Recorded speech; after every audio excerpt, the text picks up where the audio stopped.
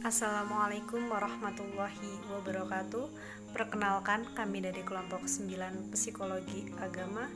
Kami ingin mempresentasikan tentang hasil diskusi kami, yaitu tentang abnormalitas dalam beragama, yang di dalamnya membahas tentang misteri klinik dan konversi agama. Kelompok kami yang beranggotakan Fitria Ningrum, Erni Herawati, dan Aris Lukman. Klinik dapat diartikan sebagai segala sesuatu yang berhubungan dengan kepercayaan akan hal-hal yang mengandung rahasia dan tidak masuk akal dalam kehidupan masyarakat. Pada umumnya, klinik ini erat kaitannya dengan praktek perdukunan, sehingga sering dikatakan dukun klinik. Dalam kegiatannya, dukun ini melakukan pengobatan dengan bantuan guna-guna atau kekuatan gaib lainnya. Masalah yang menyangkut sesuatu yang gaib dan nilai-nilai sakral keagamaan ini di dalam kehidupan masyarakat sering pula diturunkan ke pribadi tertentu. Proses ini menimbulkan kepercayaan bahwa seseorang dianggap memiliki kemampuan yang luar biasa dan dapat berhubungan dengan alam gaib. Sebagai suatu gerakan aliran kebatinan memiliki pola pikir tersendiri bila dibandingkan dengan gerakan lainnya. Yang dimaksud dengan pola pikir ialah konsep ideal atau cita ideal yang menggerakkan dan mengarahkan tingkah laku para pengikut kebatinan dalam kehidupan sehari-hari. Walau terdapat perbedaan kecil, namun secara umum semua aliran mempunyai titik singgung. Menurut Mohatta, terdapat 3 pola pikir yang terdapat dalam sebuah aliran kebatinan, yaitu usaha untuk mengintegrasikan antara tubuh, jiwa, dan sukma, usaha untuk menyatukan diri dengan alam, dan pemikiran metafisika. Yang dimaksud dengan mengintegrasikan di antara tubuh, jiwa, dan sukma ialah upaya mempersatukan ketiga unsur ini sehingga menjadi suatu kesatuan yang utuh. Dengan penyatuan yang berpusat pada pengoptimalan rohani, maka manusia akan memperoleh kehidupan yang paripurna atau insan kamil atau waksita. Yang dimaksud dengan menyatukan diri dengan alam ialah upaya manusia mengembangkan diri melalui berbagai latihan seperti olah pikir, olah rasa, hening, bersemedi, yoga, dan lain sebagainya, sehingga akan menemukan kesadaran akan kebersatuan dengan kosmos. Kebersatuan ini pada akhirnya akan mendatangkan nilai tambah bagi manusia berupa kemampuannya di dalam menguasai tenaga-tenaga alam. Maka muncullah istilah telepati, sedangkan yang dimaksud dengan metafisika adalah penggunaan yang gaib. Kebatinan tidaklah membicarakan yang metafisik, karena manusia pada hakikatnya adalah jelmaan yang manifestasi dari yang gaib atau jasmaniyah. Manusia adalah bayangan rohaniyahnya, sesuai awal dan akhir dari manusia. Karena itu pada hakikatnya manusia berada dalam siklus dan proses pengadaan dan penyempurnaan yang disebut dengan sangkanparan, asal tujuan. Aliran klinik sebagai bagian dari bentuk tingkah laku keagamaan yang menyimpang akan senantiasa muncul dalam setiap masyarakat. Apapun latar belakang kepercayaannya, aliran klinik seperti ini terkadang demikian kuatnya mempengaruhi mereka yang mempercayainya, sehingga mereka senantiasa menolak pengaruh dari luar, walaupun bermanfaat. Seperti dikemukakan oleh Richard Van dalam salah satu kasus perang Vietnam, seorang dukun menolak untuk melatih tenaga media militer Amerika. Penolakan itu menurut dukun yang bersangkutan didasarkan atas wangsit atau semacam bisikan dari batin agama yang dianutnya. Tetapi menurut Van, penolakan tersebut lebih bersifat psikologis ketimbang agama.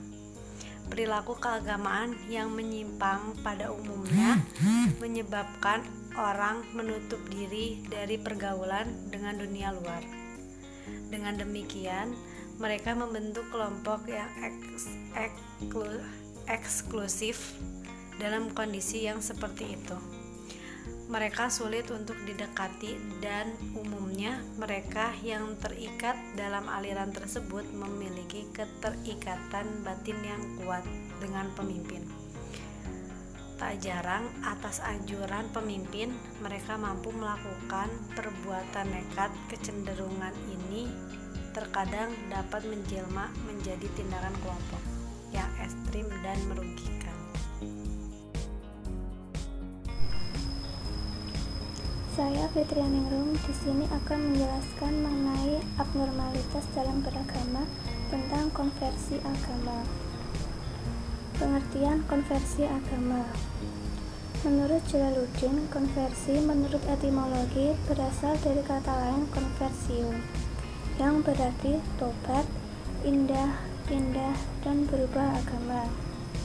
Selanjutnya, kata tersebut dipakai dalam kata Inggris conversion yang mengandung pengertian berubah dari suatu keadaan atau dari suatu agama ke agama lain. Jalaluddin menjelaskan bahwa konversi agama, religious conversion, secara umum dapat diartikan dengan berubah agama ataupun masuk agama. Pengertian konversi agama menurut etimologi, konversi berasal dari kata lain conversio, yang berarti tobat, pindah, dan berubah agama. Selanjutnya, kata tersebut dipakai dalam bahasa Inggris conversion yang mengandung pengertian berubah dari suatu keadaan atau dari suatu agama ke agama lain, change from one state or from one religion to another.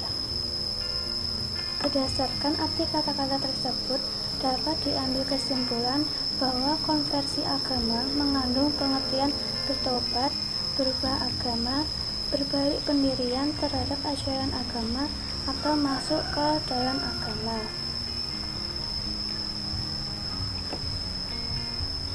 Menurut Deddy Mulyana, kata conversion untuk menggambarkan perbedaan antara masuk ke agama lain dengan masuk ke dalam agama Islam. Sedangkan menurut Robert H. Taulas dalam bukunya Pengantar Psikologi Agama, konversi agama adalah istilah yang pada umumnya diberikan untuk proses yang menjurus ke dalam penerimaan suatu sikap keagamaan.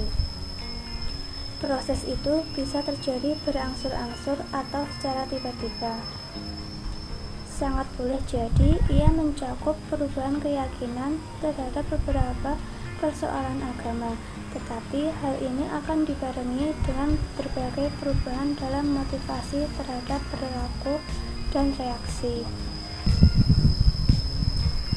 terhadap lingkungan sosial. Salah satu di antara berbagai arah perubahan ini tampaknya bisa memainkan peranan penting dalam perubahan konversi itu. Katakanlah misalnya konversi intelektual, moral, atau sosial.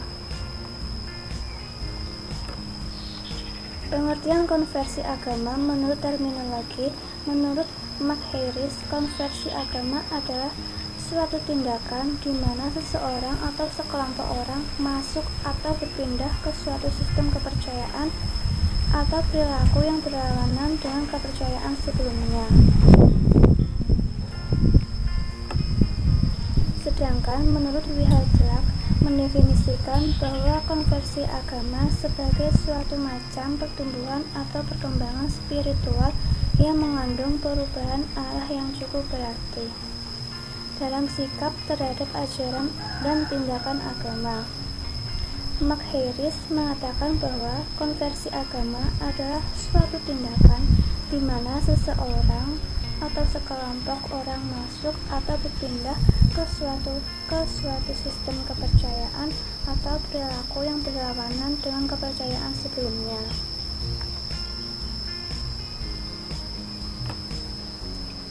William James mengatakan, to be convert, to be regenerated, to receive grace, to experience religion, to gain an assurance are so many phrases which denote to the process gradual or sudden by which our self-hatred David unconsciously wrong, inferior and unhappy becomes unfiltered and consciously felt superior and happy in consequence of its frame whole upon religious realities.